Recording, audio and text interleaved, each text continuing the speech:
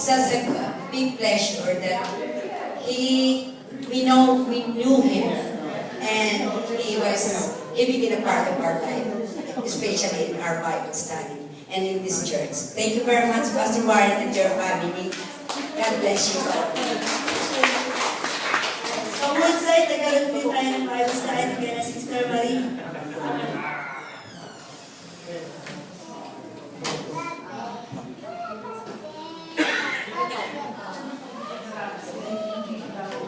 Thank you, Pastor Warren, for CC reminders and national explanation of Holy Word of God. It doesn't strengthens our faith even more. We love you. We love you, Pastor Warren. Thank you. Sa Woodside ulit, si Sister Irma.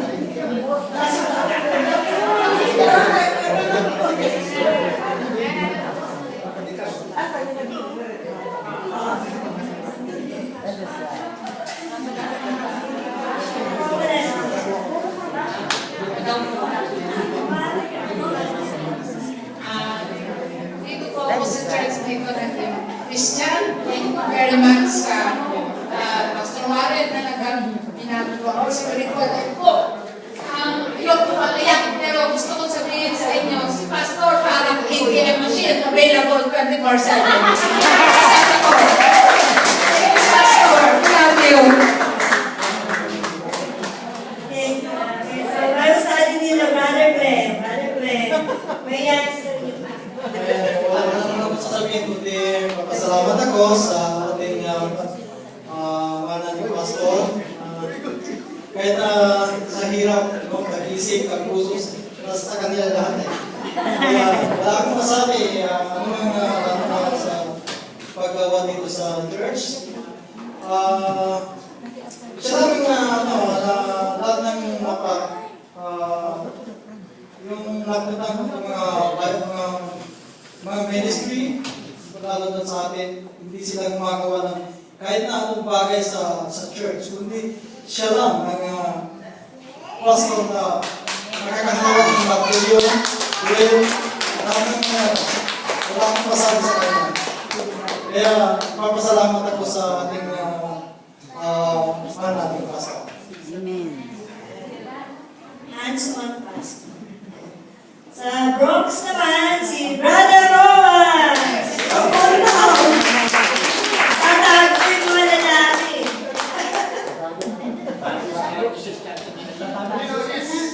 Brother Rowan.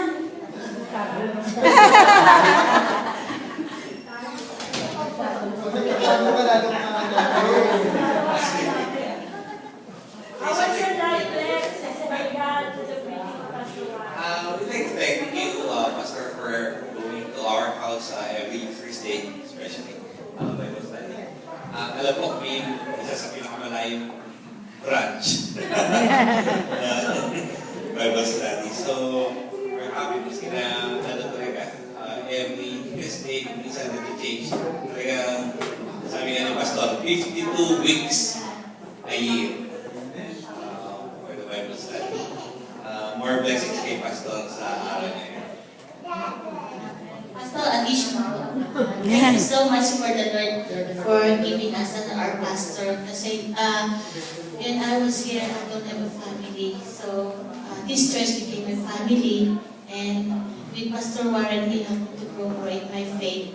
And but of course, at times I still have some weaknesses. But as I learn from him, we have to really be strong and overcome our weaknesses, and also to accept one another and love each other and pray for each other in marriage. And thank you so much, Pastor Warren, because you've always been a blessing to us, and to our family, and we love you, Pastor Warren. Also, one of our dancing angel, Brother Jason. You know what I have to say. Alright guys, thank you so much, Pastor Warren, for always being in my life. Thank you for being my personal warrior, my God, my Savior. Thank you for the sword, your shield, and your protection. Most of all, thank bless this church, thank you for blessing my family. Thank you. That's what I want to say. Thank you. Kaya, celebrate ng ating mga youth, si Brother Joseph. Brother Oden. Hello. Hi. I just want to thank Pastor kasi actually I admire him because I thought every pastor that works abroad has another job, like something to earn money from. But when I found out that he was doing full-time pastor in here, like, whoa, like, how can he do that? Because New York is so expensive. So by that I really admire him. And we're really blessed to have a pastor that really, works and always texts us and follows and prays and thank you, Pastor Robert.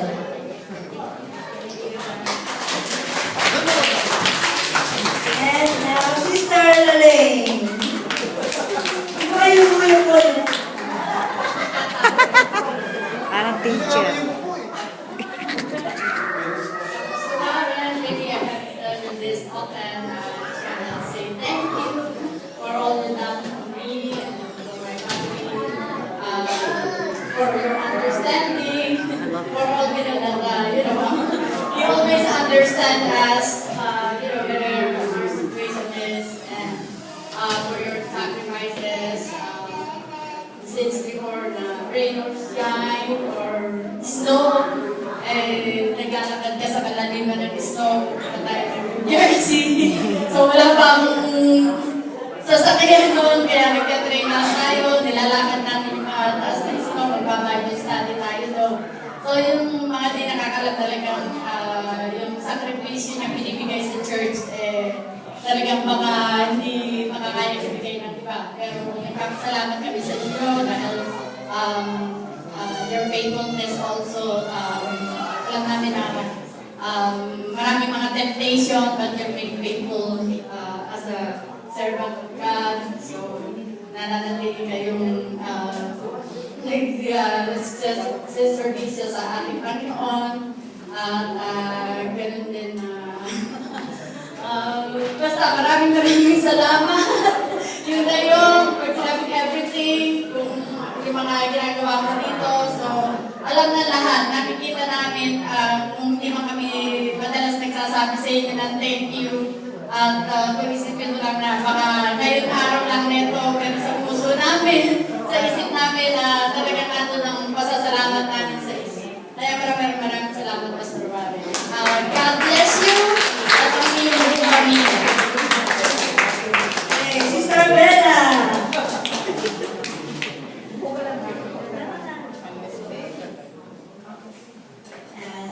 And thank God for giving me not only a pastor who helped us but he is my pastor and my son-in-law na laging nariyan sa pagkakailangan namin kung ano man ang mga suliranin na gusto namin ipaalam sa kanya, ipabatid sa kanya.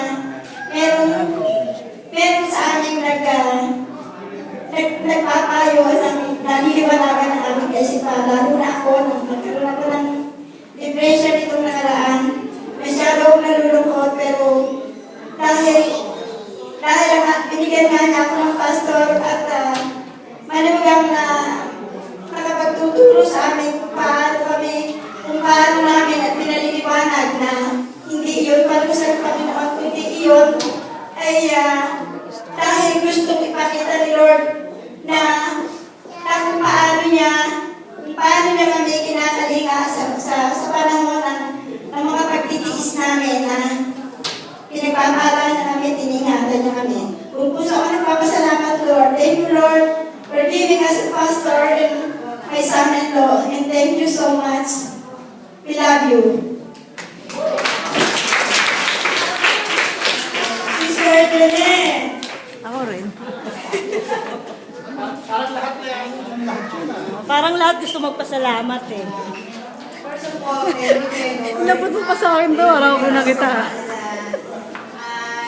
He really gave us a great man of God, na makapag-lead for all of us, para maging closer na ni Lord. At for his, all the sacrifice, hindi nga madalas masabi kay Pastor yun, pero I know lahat ng gawain mo, alam ni Lord yun. And siguro lahat kayo sinasabi, siguro si Lord na lang nakakaalam nun, so si Lord na lang mag-bless sa'yo. Pero of course, gusto din marinig ni Pastor Barry yun, di ba? Yung pagka yung ma-appreciate siya, kahit naman sino gusto. Pero we know he's a genuine in his heart, yung mga pagtulong niya, and then sa mga pagiging patience niya sa bawat isa sa atin, sa amin, pag may Bible study, very flexible, kung kailan namin gusto, kami na Sister Mayet sa Staten Island, kung kailan pwede si Sister Mayet, and okay rin sa kanya, and lately sa bahay na ginagawa yung Bible study ng Staten Island, which is really, we're more closer. Kaya thank you kay Lord, thank you sa mga blessing na binibigay niya sa mga prayer ni Pastor Warren, the more na ang faith natin lumalago. And I know, tinuturo ni Lord sa kanya yun kung sino hihipuin niya at kung ano ang mga inaangin siya sa mga gagawin niya para itas niya yung mga, lalo na yung mga nanghihina sa mga faith. So, thank you Lord for giving Pastor Warren to us and a great brother in Lord. Hindi ko sinasabi siya lang. Lahat ng brother in Lord namin good looking and friendly and nice. Pero of course, galing kay Lord kasi we're more closer to God than kay Pastor Warren. Thank you. Mag-sell si Ode.